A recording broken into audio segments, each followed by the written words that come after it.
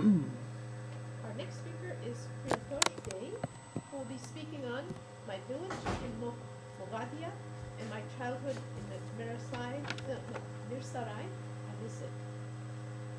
Thank you, Dr. Caroline, the session chair, and the audience of this pathway. I am Priyotosh. I'm a computer professional working in the private sector here as a consultant. I just moved from Malta. This is another European country, originally from Bangladesh. So I have to give some background since this is partition related conference. So I have to tell, born in Bangladesh, where is Chittagong district and Moghadia village, and Mrisarai is the police station. So, and most of my student life in the high school and initial college I have completed in Bangladesh, then moved to Europe, and then finally moved to England, and I graduated. I did my master's and MBA from Sheffield Hallam University in UK. And then I moved back to Malta, and now I am in USA since 2008. So why I gave her this background? Because my intention was not to study, but to not to work, but to leave and flee Bangladesh, and save my life, and also keep my family out of danger. I will give you some background of my village. This is about 482 square feet, square kilometer, and about 50 kilometers away from Chittagong district, which is really famous commercial city of Bangladesh. And in my area, it was ruled since 1340, when Muslim rule established in this region. So most of the time it was ruled by Muslim rulers. And also during the liberation, my place, Mrisarai Upazila or Thana, had a really tremendous role, including a lot of fighting took place while the liberation took place in 1971. Also, I would like to say that our fortune, I mean, in 1947 when the division took place, and we are in the part of Pakistan.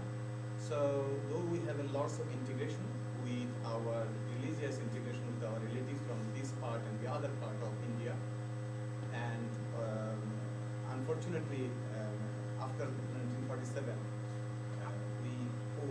we were in East Pakistan. So we had to close our business, we had to make a lot of change, and it was tremendously affect to our financial situation. I'm going to tell you about the war situation later on, but I can tell you that 47 partition made a lot of problem in our family. So some of the relatives went in the other part, and some of the relatives left in our part. Then in 1971, when the liberation took place, especially the language issue, beginning with the language issue, what the other speaker already told, you already knew that there was a Urdu language there, and to push the people who were in East Pakistan, and most of all of the East Pakistan people were speaking Bengali, and the number of population were more than the other Pakistan. So religiously, culturally, and other difference from the other part, and mostly the war took place on the religious issue and cultural issue. So, and when it was independent, and we are in East Pakistan now, it is Bangladesh. So in this part, while I was only 6 years old, at that time 5 to 6 years old, and everybody were leaving the country, and I was hiding and playing with hide and seek. It was, for me, it looks like interesting. Going quickly to the jungle, coming out in the daylight and walking in again. Somebody is telling, some people are coming, especially Shanti Bahini, Punjabi. Punjabi means in that time, in 1971, Punjabi, they used to be the Pakistani army. Most of them are something they used to call like that. Not that most of them they are Punjabi speaking, and also the army, Pakistani army, that's it. So when they used to come, and we are hearing the news, and we run. So, and after that, when the situation is coming really bad, so my parents decided take me to go back to India, to the other part of the border, crossing the border, so at least we can save our life. And I can clearly remember before I started making journey, already my close relatives, number of relatives had died, and their house were burned down into ashes. And while I'm leaving, my uncle, he was handicapped, he was left in the home, and his wife and my aunt couldn't leave, and so we were crying and leaving them apart, and we took, I think, whole night we were walking in a jungle and very rough road, and then we took a tiny boat, and we climb on the boat, and we come out in the river, and we were hearing even the fire noise, and really tremendously. Though I was small, I was so scared. And on the way, they told me that yesterday took place, the people had died, the Muktibaini had died, the Panjabi had died, the Santibaini, the army had died, a lot of things. But anyway, I saved my life. That is the thing. And while the country got independent, we came back. Our houses, all the houses, Hindu houses, I mean, they were burned down, nothing left. So my parents, when he came back, he ran to his home and he was looking his library. It was nothing. He was lying down and looking his library. Is there any book left? Now, the other uncle who was left on the home, when the when the army came, Pak army came, they found a guy who was sitting. They thought that he was handicapped and he couldn't speak. He was making some noise. He was taking it. I don't know what they did, but they burned the house, and he was burned in the house. And he was outside the house on the door steps, next to the door steps. My aunt told us they couldn't take him out. They burned the house, and he was dying, and my aunt was looking from the far in the jungle, bushy jungle, and he used to watch this tremendous cruel scene. So, and that is the experience I had. So this is not the end. We have started building our fortune. And of course, Hindus are very hardworking people in Bangladesh. We are very literate, we are very cultured people comparing others comparatively.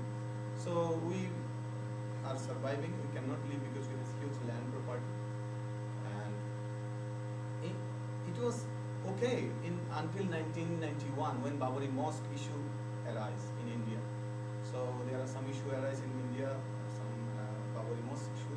In 1991 in December, again, we were in tremendous. By this time, there are lots of small things, breaking a statue of the mandir or temple. It was, for us, it was, I can take it easy. But this was not taken easy when the people, the girls were raped, houses were burned. The next village, next para, in the same village, Moghadia, is called Shoshora. 200 houses were burned down into ashes. And Tasliman Nasrin was a secular writer that time. He wrote about this story, and BBC forecast the news.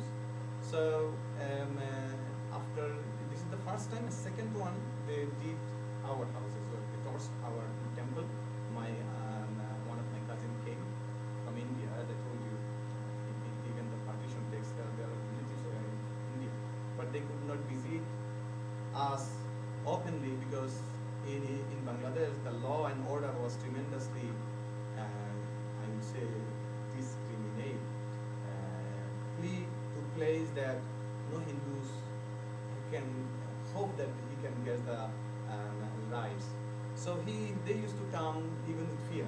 Okay, so he came unfortunately, and that day they were torching our temple. He was climbing up behind the house, a tree. I was with him, and he was telling that, cousin, tell me, brother, will I be survive? I'm telling you, will be surviving. Don't go. They are not going to come in. They are going to close the temple. So they did, unfortunately, yes, they didn't burn the houses, but he left next day without telling anything. He just left.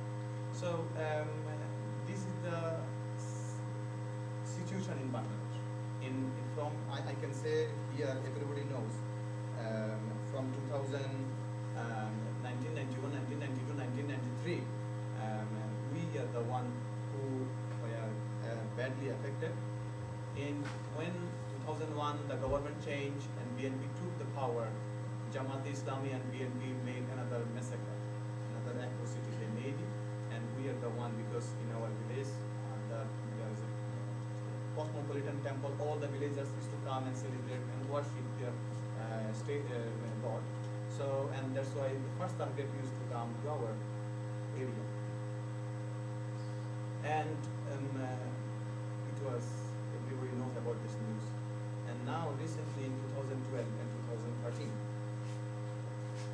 the atrocity is taking place time to time. Lots of Hindu temples and houses are coming.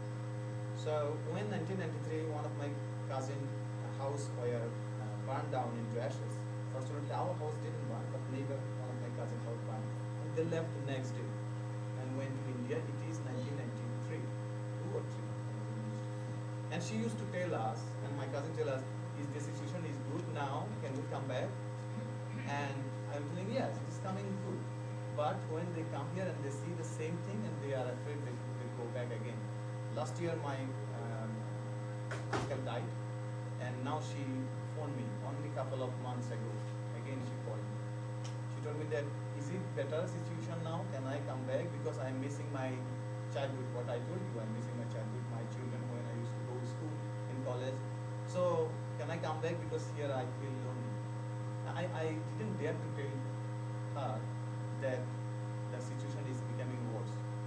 So I do not like to lose her comment. Yes, it is okay, I will tell you. So still, this is the situation is going on. And he lost his lands, as the other speaker told. The land grabber always waiting when the Hindus is leaving. And the neighbors are very good with us, friends. I mean, some of them are always looking after us badly, that when we will be leaving and they can grab. You cannot sell your house. Even some of them, as I told you, 200 houses are burned. Few of them were trying to sell their land and leave the country. The buyer gave them some of the portion, and before they pay them again, they told police that, you know, that some of the people are leaving this country and the money is transferring badly, illegally, and the police were running after them, and they have to leave to save their life, because they know that they put in the jail and their law will never come to their favor. So this is happening, and now since 1971, when the 15% of our population were Hindus, now in this 2012 or 2011, there was some other survey they made, it is only 9%.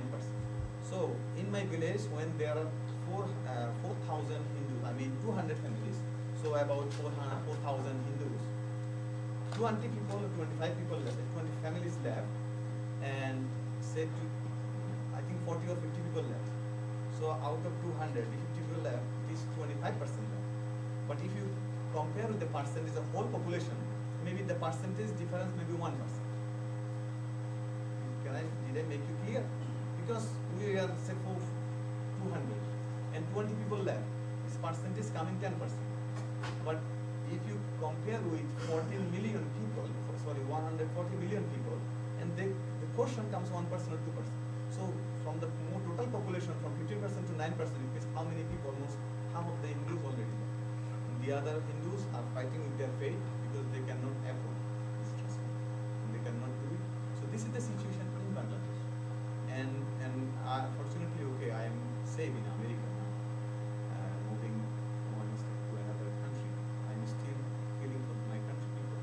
I'm still feeling for my cousins, my brothers, who are living there.